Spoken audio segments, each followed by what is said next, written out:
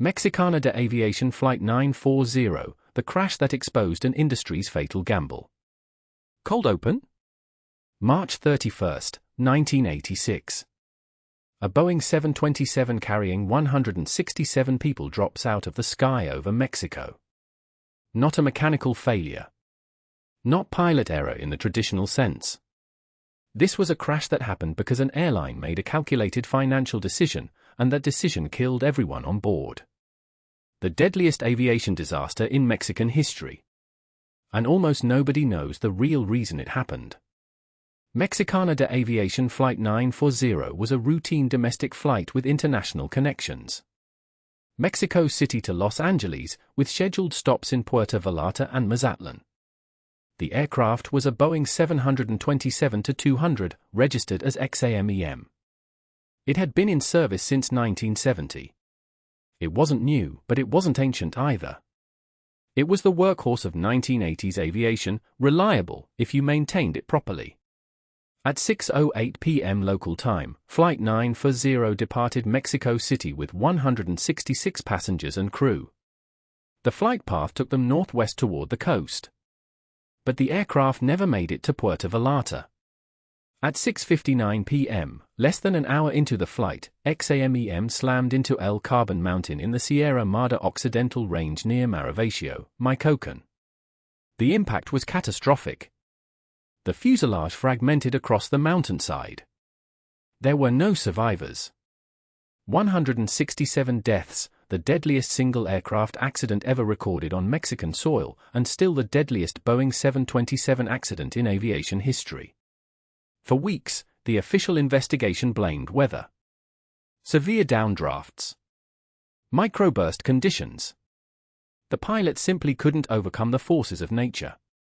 But that's where most people stopped asking questions. And that's where the real story begins. To understand why Flight 940 crashed, you need to understand what was happening inside Mexicana de Aviación in the mid-1980s. The airline was hemorrhaging money. Mexican carriers were in crisis. Fuel prices had spiked. Competition from U.S. carriers was intensifying. Airlines across Latin America were cutting costs anywhere they could. Mexicana's solution was simple: defer maintenance. Stretch inspection intervals. Push aircraft beyond their recommended service hours.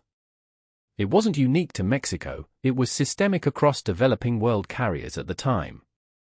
But it was a choice. The Boeing 727 that crashed had logged over 50,000 flight hours by 1986. That's not uncommon. But the aircraft's weather radar, the Honeywell system that would have allowed pilots to detect and navigate around severe weather formations, was malfunctioning. According to accident investigators, the radar had been inoperative or unreliable for weeks before the crash. The airline knew. The maintenance logs showed it. But repairs cost money. Downtime costs money. An aircraft that's grounded isn't generating revenue. So Flight 940 flew without reliable weather detection into a mountain range on a day when severe convective weather was active in the region. The pilots had no way to see what was coming.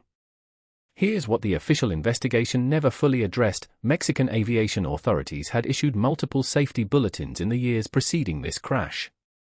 They warned about the inadequacy of maintenance protocols at smaller carriers. They flagged the specific radar systems used on older 727s. But enforcement was minimal. Fines were negligible. The pressure to keep flying, to keep the revenue stream moving, always won.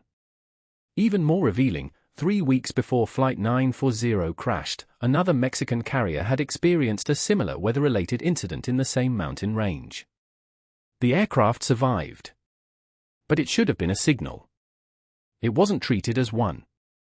And this is the part that reframes everything: Mexicana de Aviación wasn't unique. This wasn't one airline's recklessness. Every carrier in that region faced the same economic pressure.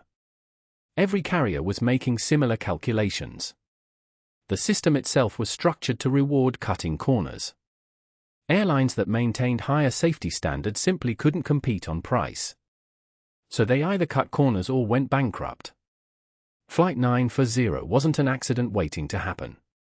It was an inevitable outcome of an industry where safety had become negotiable. The real lesson here isn't about aviation. It's about cost-cutting incentives in any industry where the failure mode is catastrophic. When the only way to stay competitive is to reduce safety margins, the system selects for failure. Someone dies. An investigation happens. Regulations tighten for a moment. Then the pressure returns, and the next operator faces the same impossible choice: cut corners or collapse. We see this in airlines, in pharmaceutical manufacturing, in financial services. The cost of compliance gets treated as the enemy. The cost of non-compliance, the actual risk, gets priced in as an acceptable loss. Until it isn't acceptable anymore. 167 people died so an airline could save money on maintenance and weather radar repairs. That's not a tragedy. That's a choice made visible.